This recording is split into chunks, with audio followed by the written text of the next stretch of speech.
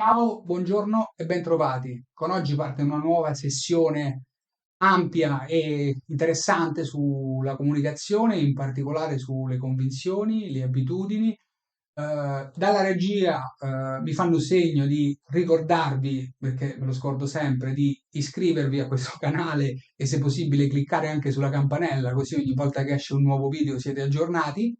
Infatti sapete che stiamo progredendo in un insieme di puntate i cui argomenti si incastrano un pochettino, si collegano e alla fine consentono di darvi un continuum, no, di quello che stiamo dicendo riguardo non solo la vendita, la comunicazione o addirittura l'essere umano, lo sviluppo personale. Cliccando su iscriviti e la campanellina mi aiutate a sviluppare questo progetto che vi mette a disposizione tutta una serie di contenuti. Grazie, non è uno spiegone, quindi sapete che devo starci dentro in 5 minuti e siccome gli argomenti sono tanti, vado. Primo, parliamo di sensi. Molti di voi dicono, ma perché in 5 minuti Gianclaudio parla dei sensi? Parlo dei sensi e inizio parlando proprio dei sensi perché i sensi sono importantissimi. Infatti, vista, udito, cinestesia, quindi il tatto, ma non solo, anche quella sensibilità verso le nostre sensazioni corporee o addirittura la sensibilità verso le sensazioni corporee dell'altro, oltre all'olfatto e al gusto, sono un qualche cosa di fondamentale perché ci consente di interagire con l'ambiente, no? Di capire cosa sta succedendo intorno a noi e di adottare la risposta più efficace possibile. Ora, se è vero che come 2000 anni fa è difficile che ci troviamo di fronte o a 100 metri una tigre e quindi il senso della vista ci può salvare la vita, è anche vero che l'oggi ci mette davanti delle sfide così complesse che riuscire ad allenare così tanto i sensi da notare le piccole cose fa la differenza.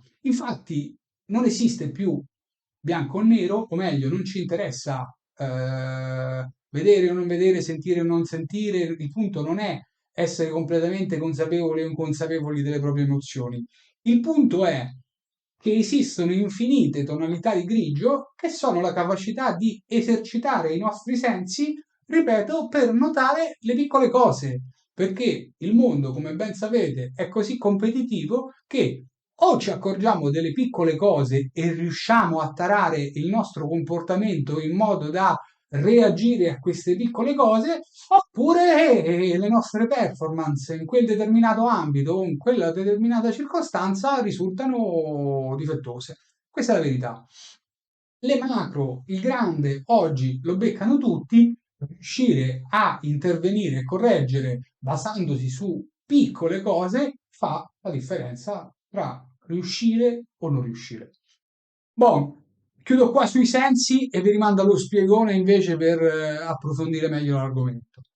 Correlato ai sensi ci sono, come promesso, le convinzioni. Le convinzioni sono, non dico quasi più importanti dei sensi, perché forse non è vero, però sono importanti forse quanto i sensi. Infatti, le convinzioni che, come detto in altri ambiti, derivano dalla nostra educazione a casa, dai 0 anni, cosa ci hanno insegnato i nostri genitori, età scolare, elementari e quant'altro è venuto dopo quello che abbiamo imparato, no, nell'ambiente scolare, stando insieme ai nostri amici, diventano la nostra appunto educazione che messa insieme a tutto quello che ci succede ogni giorno ci fa maturare delle convinzioni riguardo a quello che è vero, riguardo a quello che è falso, riguardo a quello che è giusto, riguardo a quello che è sbagliato.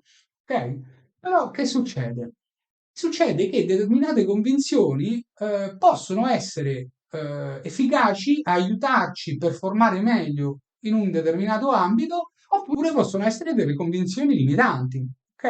E magari ci può anche stare che quella convinzione limitante non è neanche detto che sia universalmente giusta e corretta, ok? Oppure può succedere che una convinzione è giusta in un ambito e non è giusta in un altro.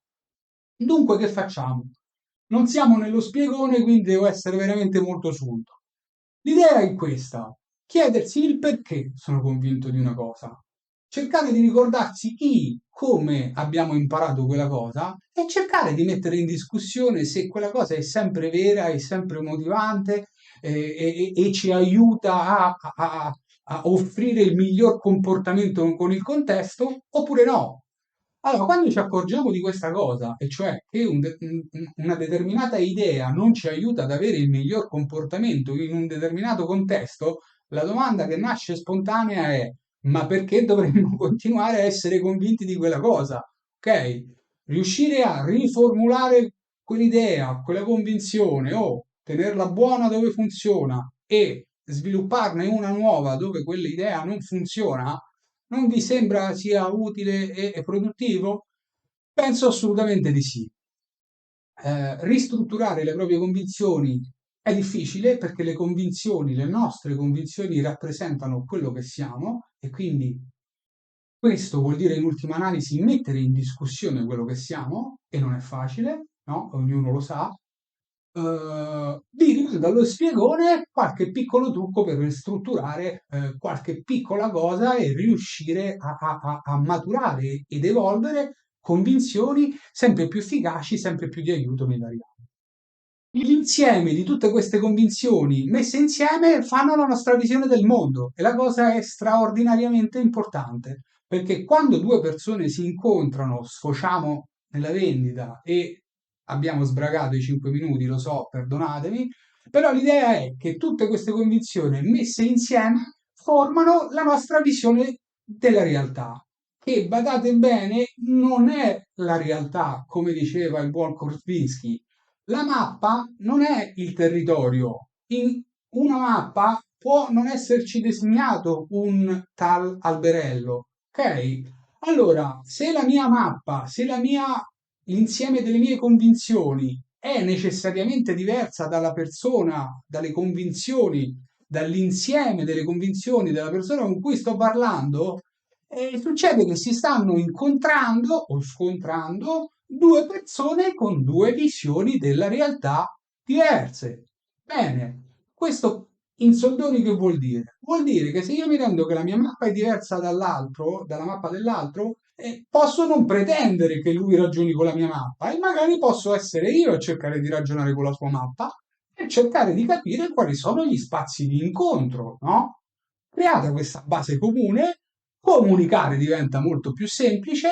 Se stiamo facendo vendita o una negoziazione complessa, è chiaro che io e il mio interlocutore saremo portatori di un interesse diverso, ok? Quindi una buona comunicazione non è detto che ci farà chiudere la transazione, ma una buona comunicazione ci aiuta a trovare degli spazi di contatto e se gli interessi non sono in completa opposizione, può aiutare a far diventare più facile chiudere la trattativa.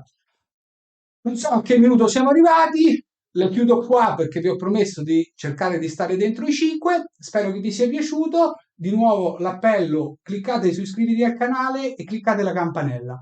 Sarete aggiornati quando esce il prossimo video sulle abitudini, che sarà forse anche più interessante di questo sulle convinzioni. Vi saluto e vi abbraccio. Ciao ragazzi.